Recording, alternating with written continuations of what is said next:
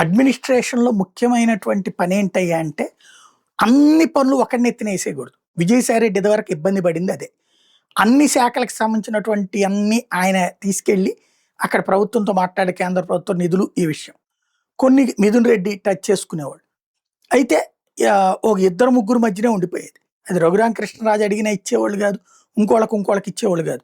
22 మంది ఎంపీలప్పుడు. ఇప్పుడు 21 మందే. అప్పుడు 22 మంది. అంటే అప్పుడు ముగ్గురు తెలుగుదేశం తరపున ప ఏది ఇదున్నప్పుడు అప్పట్లో ఏది 2019, 24లో వచ్చేటప్పటికి ముగ్గురే తెలుగుదేశం తరపున గెలిచింది ఎంపీలు. అదే వేళకొచ్చేటప్పటికి నలుగురు గెలిచారు ఇప్పుడు.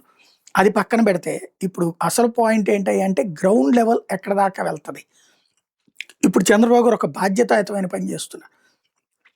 ఎంపీలకి కేంద్ర ప్రభుత్వంలో ఒక్కొక్క ఎంపీకి కొన్ని శాఖలు ఇచ్చారు. ఆ శాఖలకు సంబంధించి రాష్ట్రంలో ఉన్నటువంటి శాఖలతో సమన్వయం చేసుకుంటూ, కేంద్రంలో ఉన్నటువంటి శాఖలతో మధ్యన సమన్వయం చేస్తూ ఇక్కడి నుంచి ఈడు ఫైల్ పంపిస్తే సదరు ఎంపీకి చెప్తే ఎంపీ అక్కడికెళ్ళి మాట్లాడి సంతకాలు పెట్టిస్తారనమాట. కూటమిలో భాగస్వామి కాబట్టి కాదనడానికి వీల్లేదు.